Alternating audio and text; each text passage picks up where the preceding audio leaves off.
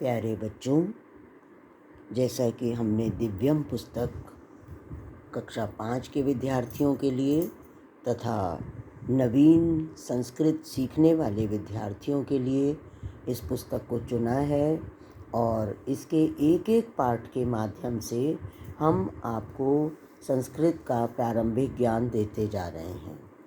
तो आज हम इस पुस्तक का 9वें पाठ पर आ रहे हैं, जहाँ पर प्रथम पुरुष हम आपको बताएंगे। जैसा कि हमने आपको पहले ही बताया था कि संस्कृत में 3 पुरुष होते हैं, प्रथम पुरुष, मध्यम पुरुष और उत्तम पुरुष। तो आज हम प्रथम पुरुष में बताएंगे कि कैसे हम संस्कृत में हिंदी से संस्कृत बना सकते हैं और उसके बाद छोटे छोटे वाक्यों को हम नित्य प्रति प्रयोग भी कर सकते हैं। तो प्रथम पुरुष में क्या क्या होता है? प्रथम पुरुष किसे कहते हैं? श्रोता। ध्यान से देखिए, बुक में सारा ही लिखा हुआ है। श्रोता मीन्स सुनने वाले, तथा वक्ता, वक्ता मीन्स कहने वाले। श्रोता सुनने वाले तथा वक्ता कहने वाले को छोड़कर अन्य सभी कर्ता, कर्ता किसे कहते हैं? सब्जेक्ट को, है ना, प्रथम पुरुष के होते हैं। इसे हम अन्य पुरुष भी कहते हैं। ये तीनों लिंगों में एवं तीनों वचनों में होते हैं। वचनानुसार प्रथम पुरुष के कर्ता के साथ प्रथम पुरुष की ही क्रिया का प्रयोग होता है। प्रथम पुरुष क्या हुआ? ध्यान से अभी हम एग्जाम्पल के थ्रू बताएंगे आपको। तो ये बात हमेशा याद रखिएगा, एक नियम, कि संस्कृत में जिस वचन का पुरुष, जिस वचन का कर्ता होगा उसी वचन की क्रिया होगी। दूसरी लाइन, जिस वचन और जिस पुरुष का कर्ता होगा उसी वचन और उसी पुरुष की क्रिया होगी। जैसे आप ध्यान से देखो, प्रथम पुरुष में कर्ता एवं धातु के रूप इस प्रकार चलते हैं। तो जब कर्ता हमारा प्रथम पुरुष का है तो क्रिया भी प्रथम पुरुष की होगी। इसके लिए हमने आपको पहले भी पठ धातु का रूप बताया, गम का बताया, हंस, वद, बहुत सारी धातुएं बताई। धातु मीन्स क्रिया, वर्ब, जो खाता है, जाता है, सोता है, पढ़ता है। और कर्ता क्या होता है? संज्ञा शब्द और संज्ञा के स्थान पर आने वाले सर्वनाम शब्द। तो ध्यान से देखते जाइए, कर्ता क्या हुआ? स दिया है पुल्लिंग में और सा लिखा है यहाँ पर स्त्रीलिंग का शब्द है। स मीन्स वह है, सा मीन्स वह है, तत् मीन्स भी वह है। ये सब एक वचन के तीनों शब्द हैं, पुल्लिंग, स्त्रीलिंग और नपुंसकलिंग। ठीक है। और इसके साथ हमने अस धातु लगाई है। अस मीन्स होता है।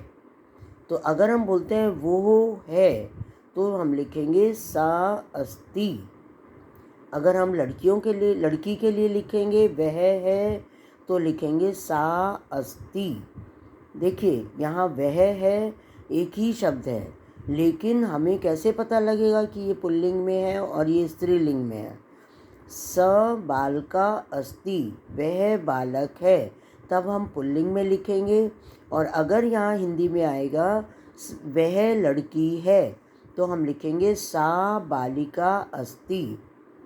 और अगर आएगा वह फल है तो तत्फलम अस्ति। क्लियर होता जा रहा है? होता तीनों के शब्द में वह ही है, लेकिन स पुल्लिंग में है, सा स्त्रीलिंग में है और तत् नपुंसकलिंग में है। ठीक है। ऐसे ही अब द्विवचन में आ जाइए। द्विवचन में तऊ, तऊ मीन्स वे दोनों, और स्त्रीलिंग में आता है ते। देखो, एक एक करके रूप चलते जाते हैं। स, तऊ, ते, ये हमारा पुल्लिंग का एक वचन, द्विवचन और बहुवचन है। इसके बाद स्त्रीलिंग में सा, ते, तहा, ये हमारा स्त्रीलिंग का एक वचन, द्विवचन और बहुवचन है। फिर हमारे नपुंसक लिंग आता है। तो नपुंसक लिंग के रूप चलते हैं तत्, ते, तानि, ये हमारे नपुंसक लिंग के एक वचन, द्विवचन और बहुवचन के रूप हैं।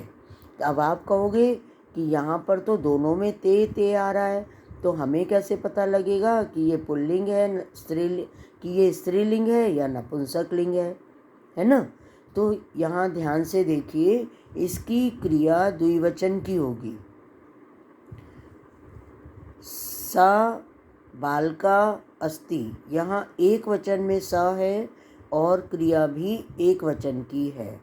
जब हम यहाँ पर लिखेंगे तौ बालकौ स्त, सारे शब्द एक से होते हैं, वे दोनों बालक हैं, तो यहाँ भी क्रिया द्विवचन में है। जब हम यहाँ पर लिखेंगे ते बालिके स्त, वे दोनों लड़कियाँ हैं, ठीक है। ऐसे ही ते फले स्त शब्द आएगा जब क्रिया का, तो इससे हमें पता लगेगा कि ये द्विवचन का कर्ता है। अब आगे और कन्फ्यूज़न आने वाला है, ठीक है। यहाँ देखिए, ते बहुवचन में भी आया है, किसके साथ आया है? पुल्लिंग में।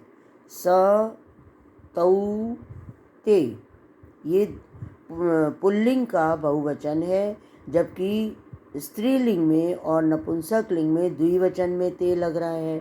तो हमें इसकी पहचान ऐसे होती है कि द्विवचन में क्रिया अगर स्ता लगी हुई है, पठता, खादता, गच्छता, तो ये द्विवचन का है, और अगर लिखा हुआ है गच्छन्ति, तो ये पुल्लिंग का बहुवचन है। क्लियर? अभी और एग्जाम्पल्स के द्वारा और ज़्यादा क्लियर होगा, अभी थोड़ा कन्फ्यूज़न लगेगा, फिर धीरे धीरे सब कुछ आपको समझ आता जाएगा जब आप रूप लर्न करोगे। इसको ऐसे याद रखो, प्रथम पुरुष के कर्ता के साथ प्रथम पुरुष की ही क्रिया लगती है।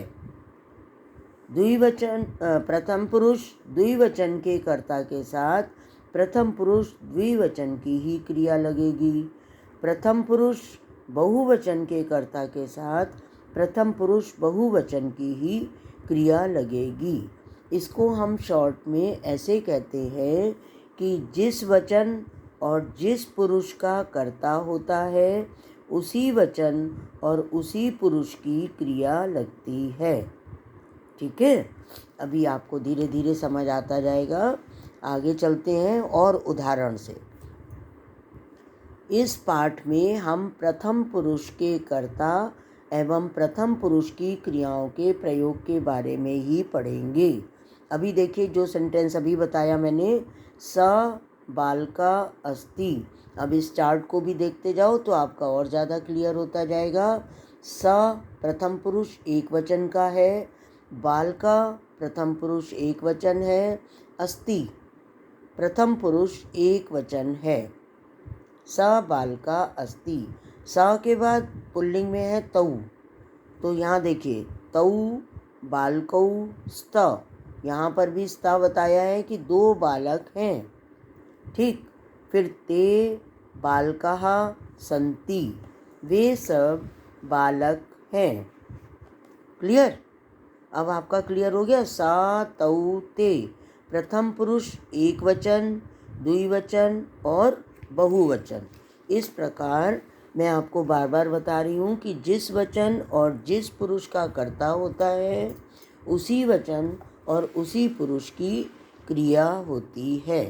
अब आगे और आ रहा है, स गच्छति, वह जाता है, तौ गच्छता, वे दोनों जाते हैं, ते गच्छन्ति, वे सब जाते हैं। तो लिंग के अनुसार कर्ता का चयन किया जाता है, किंतु लिंग से क्रिया में कोई परिवर्तन नहीं होता। अब यहाँ अगर सा मीन्स पुल्लिंग का सा दे रखा है और गच्छति हमने लगा रखा है, तो अगर हम यहाँ स्त्रीलिंग का सा लगा देंगे तब भी क्रिया वही रहेगी। यही बात ये इस वाक्य में बताना चाह रहे हैं कि लिंग के अनुसार कर्ता का चयन किया जाता है, किंतु लिंग से क्रिया में कोई परिवर्तन नहीं होता। अब अगर हम यहाँ इसकी जगह सा ते तहा लिख देंगे तब भी यहाँ पर कोई परिवर्तन नहीं आएगा। किसमें? क्रिया में। सा गच्छति, ते गच्छता, तहा गच्छन्ति। ठीक है। अब और उदाहरण देख लीजिए इसी के प्रथम पुरुष पुल्लिंग के। स का अस्ति, वह कौन है? तौ कौ स्ता, वे दोनों कौन हैं? ते के संति, वे सब कौन हैं? ठीक है। फिर एषा बालका अस्ति, यह बालक है।